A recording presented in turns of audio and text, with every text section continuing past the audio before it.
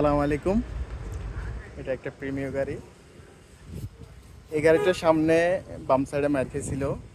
যাই হোক, বাইরে কাজ করছে, সেটা কাজ সবাই করে। এখন করার পরে উনি তো করে দিছে, এখন আমাদের কাছে আসছে। ড্যাশবোর্ড বসতেছে না, এখানে কাভার লাগতেছে না, এগুলো সবগুলো গ্যাপ।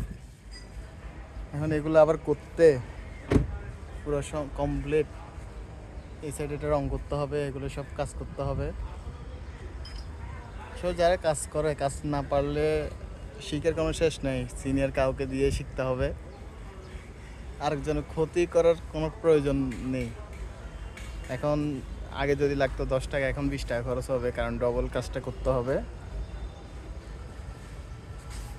কোনো প্রয়োজন নেই একজন মানুষের ক্ষতি করা, না পারলে কাজ শিখতে হবে। ইনশাল্লাহ আমরা এখন সৌরভ কন্ডিশন এটা মিলাই দিব।